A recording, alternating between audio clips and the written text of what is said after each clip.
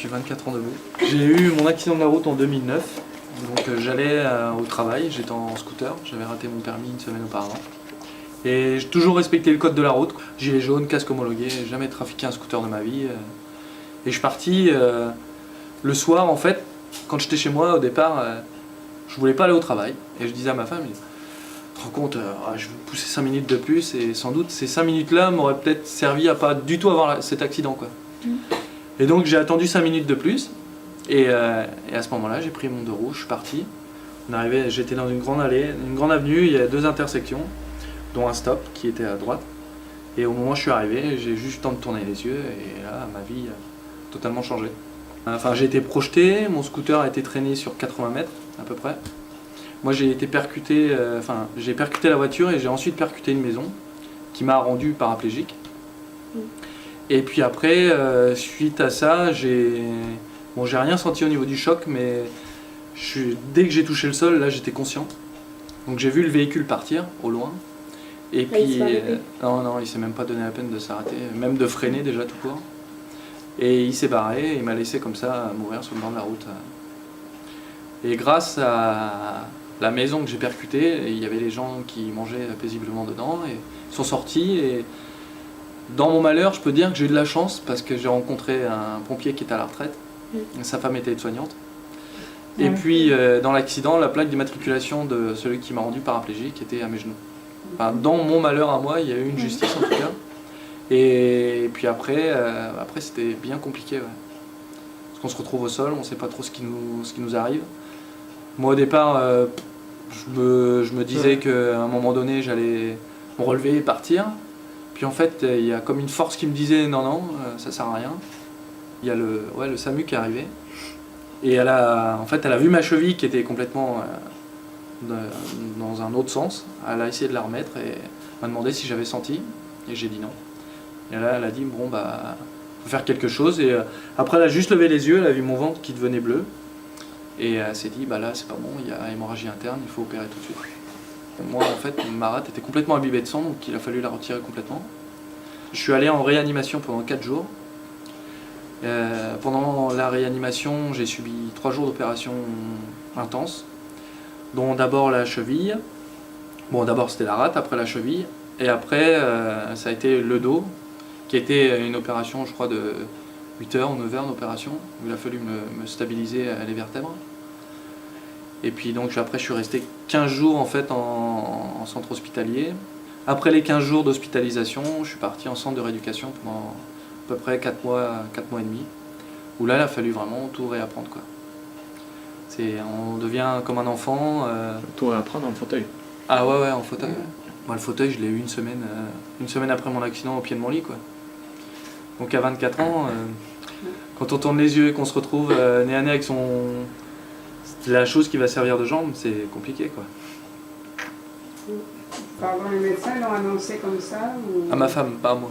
J'étais sur mon lit d'hôpital et en fait, pour moi, je me suis dit qu'il fallait qu'elle fasse sa vie sans moi. Et puis, on s'est regardé. Et puis, j'ai juste fait ça. Et elle m'a dit non. À partir de ce jour-là, j'ai appris que j'étais paraplégique.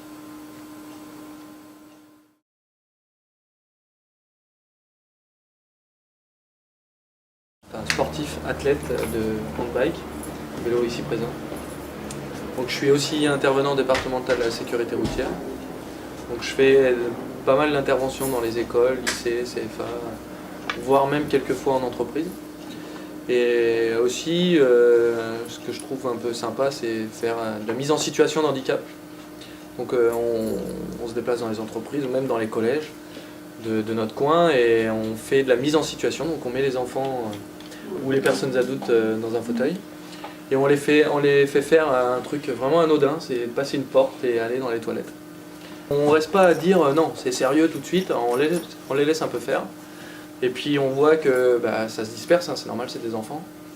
Et puis après, dès qu'ils voient vraiment la difficulté, là ils se rendent compte de la chose et ensuite c'est vrai que ça devient vraiment super cool, quoi. Parce qu'ils se rendent compte de la difficulté et ils se rendent compte que un fauteuil c'est pas simple. Et ils se rendent compte aussi également que c'est pas que le fait d'être assis dans un fauteuil, quoi. Donc c'est ça qui est marrant. Entre guillemets, on va dire.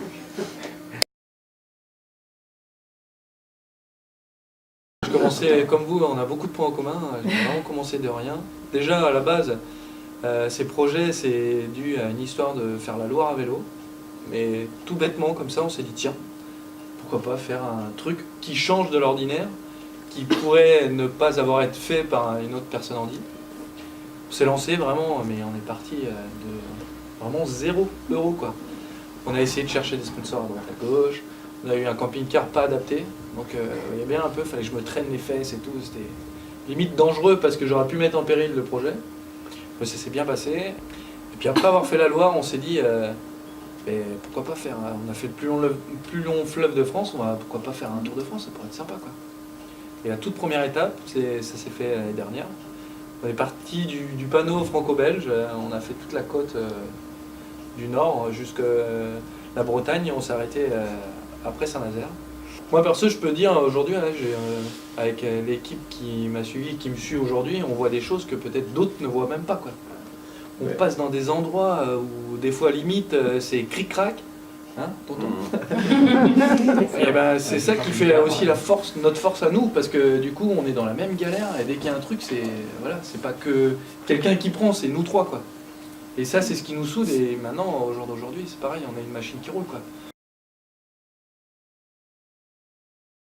En fait, au départ, comme je disais, la première étape, c'est vraiment un défi perso. Et ça, maintenant, c'est vraiment parti de ma tête. C'est plus maintenant, avec la sécurité routière, on veut faire passer un message, on veut sensibiliser un maximum les gens, les jeunes, les personnes âgées, enfin vraiment tout le monde, à sensibiliser à l'handicap, au cyclisme handisport et surtout sur la sécurité sur la route, quoi.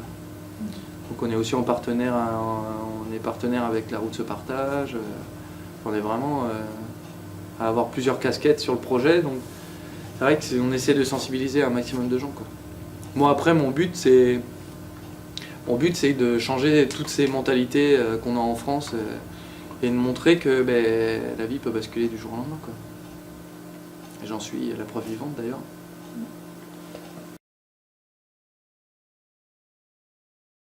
Ah non, c'était super facile.